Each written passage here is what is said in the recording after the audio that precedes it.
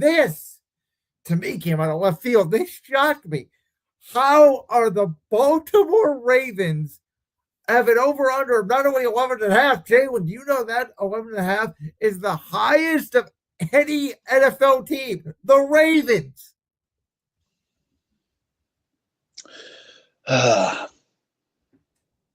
Well, can't even say that. Can't even say it's because Max Crosby. Because guess what? They got cold feet. They got cold feet like a man in his first marriage at the wedding. Cold feet. Didn't walk down there. Couldn't do it. Couldn't do it, folks. Lamar Jackson's a little overrated. Yeah, I don't understand this one. I don't understand this. So not only that, but they lost their best offensive lineman, Tyler Linderbaum, who I think is probably the get of free agency by the Las Vegas Raiders. And they have no line. They have no line. They have a rookie head coach who I like in Jesse Minter, but I don't know for sure if he's going to work as a head coach. By the way, in their division, I'm sorry, I don't care. You can say it all you want. Oh, every year Joe Burrow gets hurt. That may be true, but guess what? As long as Joe Burrow's starting week 1, I will pick the Cincinnati Bengals every year to win the AFC North, and I'll be wrong to the end of time because I can't get it out of my head. Joe Burrow is the best quarterback in that division, and by Thanksgiving, Lamar Jackson's going to end up being sick, and his hamstrings are going to probably be hurt like it is every single freaking year of his career. Listen, you can't give these guys the highest odds when every single year they lose to Cleveland at least once. And by the way, they have higher odds than Seattle, the Rams. Like, what? Do we just think the Steelers are going to all of a sudden stink? Do we think the Bengals are just not? Yes. I mean, yes. I'll say this. It depends on who is Pittsburgh's quarterback. Is it going to be Will Howard or is it going to be Mr. Ayahuasca? It should be Will Howard, but it will be ayahuasca. Well, if it's ayahuasca, they're probably winning 8 games. I mean, let's be real. Can I speak to the Steelers fans for a second here? Go ahead. Hi, Jalen Sandvick here. Browns fan for life. Lions fan for life. Been through a lot of heartbreak in my life. Women can't break my heart anymore. Why? Because I'm a Browns and Lions fan. That's why. Listen, get your tissues ready. Get ready to cry at night. Get ready to call for the firing of your head coach 4 weeks into the season. Get ready to call for. You sound like that's what the Browns are going to do because that's what I think's going to happen this year to the Browns. I'm being totally honest. Hey! Give Todd at least a week. Come on now. At least a week. By the way, I'm not even giving him a preseason game if I see a certain number 4 go out there and start. Let him play. Let him play. I can't say that on the air. I was going to say I'll give him free massages for a year. Let him play. Why not? What happened? What do we got to lose? Why every time you come on any show, we go completely off the rails? Because that's who I am, Brandon, and that's who you became friends with 10 years ago. I that's on promote you as the cast of the show. Anytime you want a show to go off the rails, just invite Jalen Sandvick on the show. But the Ravens are at 11.5. To me, your Lions are winning 11, 12 games. I think the Bears are winning 10, 11 games, probably. I think Green Bay. The Bears are probably going to win that division if you want me to be frank with you. But very positive. There are so many teams. I think Buffalo is going to win 10, 11 games like they always do. I personally think Kansas City is going to be back in that 9-10 win category. Chargers, I think, are going to be really good. So maybe that is what the thinking is. It's like, these teams are going to all beat up on each other. But every year, even like the NFC West, San Francisco went 10-7. Seattle was still, 14-3? I think so. Every year we have a team that wins 12, 13, 14 games. 11.5 being the top to me is Luda. No, this is whoever's putting this together must be doing the finest drugs And let me know where you're getting these drugs from, because we need to get these off the streets immediately.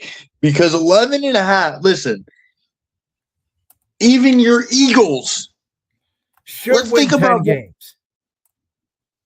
Absolutely. Listen, I hate Jalen Hurts, but gotta respect him.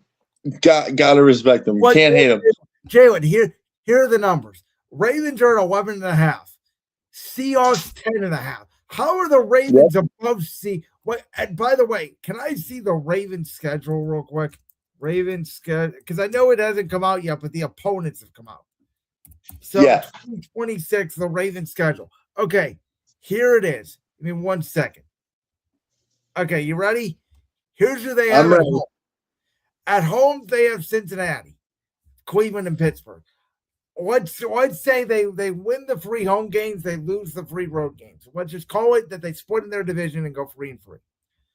Their other home games, Jacksonville, that's tough, but maybe at home, maybe at home they can win. Titans, I think, are going to be a lot better than people think, but I don't know, probably a win. Okay, Saints going to Baltimore, tough. Okay, maybe, but I think the Saints are going to be better than most people think.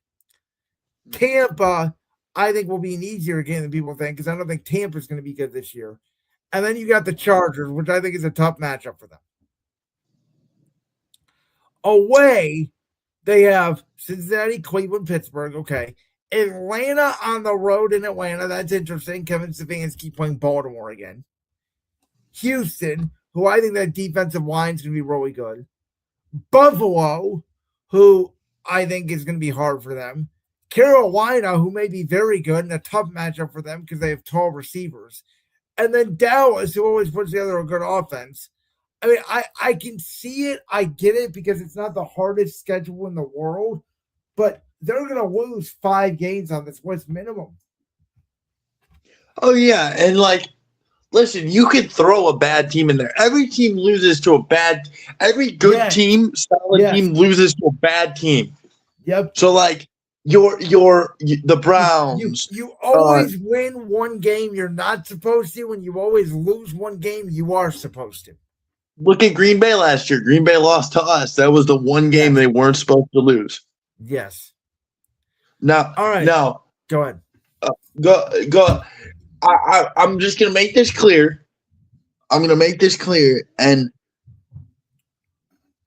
being a Ravens fan might be worse than being a Browns fan. Okay, hear me out for a second. Before you think I'm batshit crazy, which I am, going to the expectation of winning the division, not winning the division, getting bounced in the first round every single year is worse than losing, because you already know you're going to suck if you're a Browns fan. These Raven fans are delusional. They think they're going to win every year. No, see, I would argue the worst fans in the NFL, the 2 fans that have gone through it the most the last few years, have been your Lions and the Bills, more than Baltimore. I think Buffalo's kryptonite is literally been just Patrick Mahomes. That's it. It's not even the Chiefs. It's just they can't get a stop against Mahomes. That's true. And Detroit's kryptonite has been, oh my God, we could be a Super Bowl contender, but wait, oh my God, wait, Aiden Hutchinson's hurt. This guy's hurt. Oh my God, we have no defense. Oh my God, we give up 45 points to Jaden Daniels in a playoff game. And then the next year. All right. You're making me want to get the alcohol out. Stop it. All right, let's move on then. So this is an interesting idea that was floated out there by one Mike Florio, Pro Football Talk, about that the NFL, obviously, there has been talk about the fact that, eventually we're going to get to 18 games and down to 2 preseason games. But there's a theory out there that they could go to an 18-game schedule, except for you limit literally every single player on the roster to playing a maximum of 17 games. To me, I think this would have huge wrong ramifications for fantasy, for betting, for all of it. It sounds like a lawsuit waiting to happen. Oh yeah. Oh yeah. Listen, especially nowadays where betting is so prominent, like everybody bets. My 70-year-old grandpa bets. All right. I have betting, 5 bets going tonight between March Madness and NBA action. Oh boy. Wait, are your bets are Brandon's best bets on your YouTube channel? Can I look at these? No, because I only do them for football season. The other bets are my own bets. Put it that way. Your own bets. Oh boy. Yeah, but everybody bets. Now, if you're gonna limit somebody, that just screws the whole. It changes the whole dynamic of betting. For one, somebody's not. By the way, I'll tell you one thing it does do, and this may be a positive or a negative. It really will make the backup quarterback position so valuable because you know you're going to have to play one game a season. Yeah, and that to me sounds very interesting. Like, can you imagine if Dylan Gabriel has to go in there and he has to play, or for a better example, a good team. Let's do a good team. Like, give me a good team, Brandon. Throw a good team out there.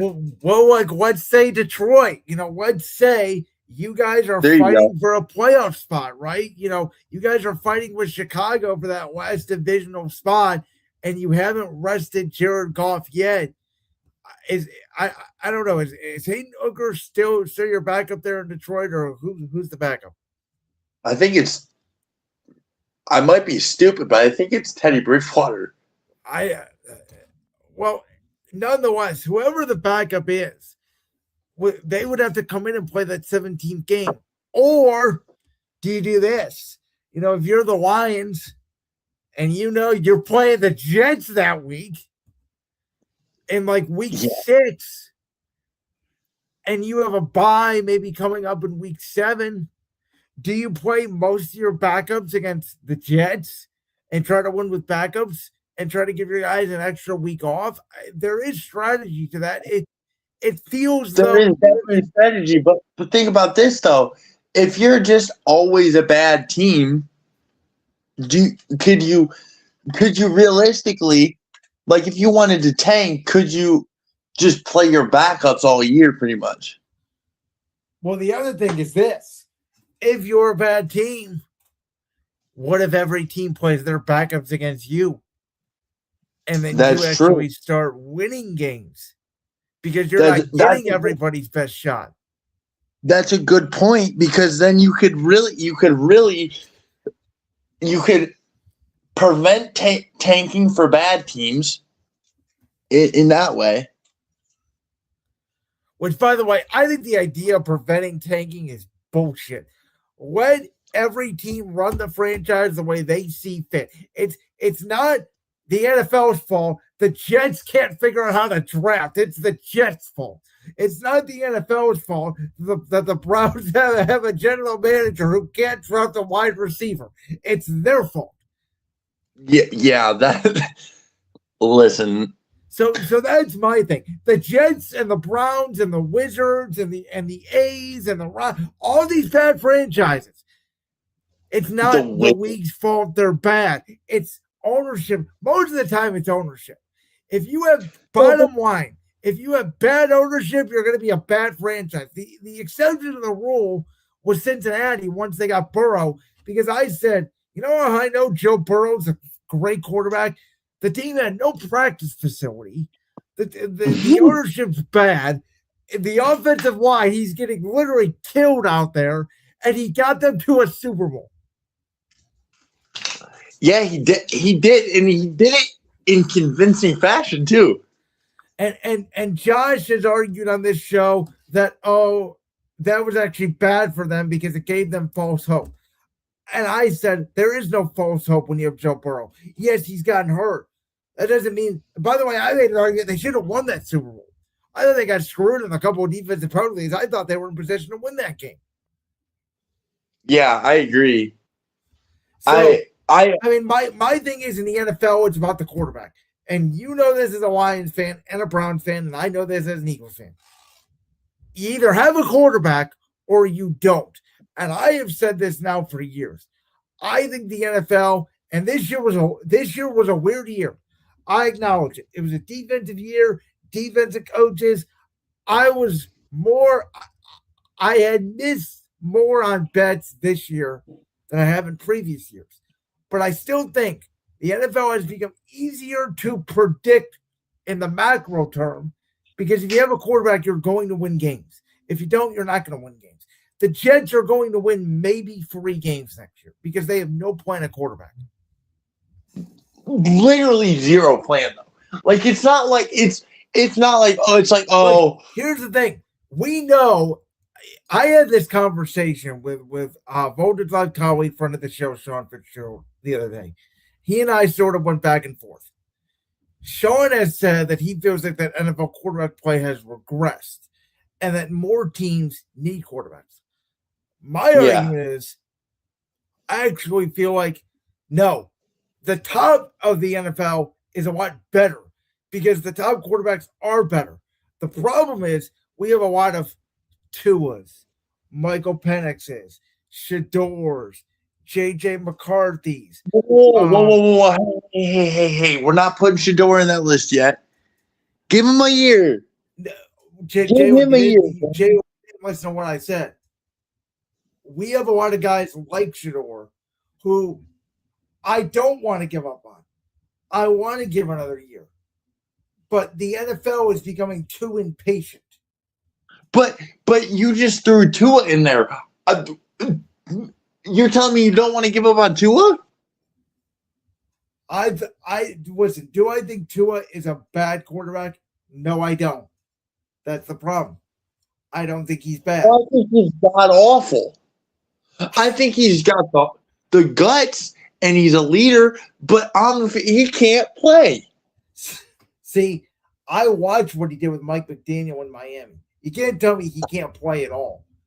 He can win you games. He may not be able to take it. When you almost have more head trauma than okay, that's bad. When you almost have more head trauma than the guy that does the flying headbutt. Okay. He did get the Dolphins to the playoffs twice. Who they play? They play the Jets twice a year. Is that their problem, though? Put them in our division. We'd smoke them, too. You play who's on your schedule. I mean, New England for years got... How many breaks do you think Tom Brady got that he got to face the Bills, Jets, and Dolphins 6 times a year? A lot. Well, that's why he was always so well rested for the playoffs because he never had to play. That's my point. He got breaks. Every great player or team that becomes a dynasty, Jalen, gets breaks. Even the Cavs in 2016, we got a break. We did. What break? Draymond got suspended. I'm not. No. That's the dumbest thing I've ever heard. Listen. He played in Game 7. He did. But him getting suspended in Game 5 changed the momentum of that series. Brandon. He played in Game. No. We're not doing this today. I'm here to be nice, Jalen, on championship ring. I'm not here to get fired up. It's late. I'm not. Listen, he played in Game 7, and he hit like 4-3. He had like 25. No, he did, and I acknowledge that. But you know what? Momentum, you and I both know, momentum is a real thing in sports. Oh, Jesus, Brandon. Listen, if he plays in Game 5 and we win, I'm not saying it's not possible. What I am saying is it was an easier path. Okay, fine. I'll let you have it. I'll let you. My argument. That's the argument. I'm not saying that we wouldn't have not wanted Draymond was in there because we very well could have, and we maybe even blew him out more.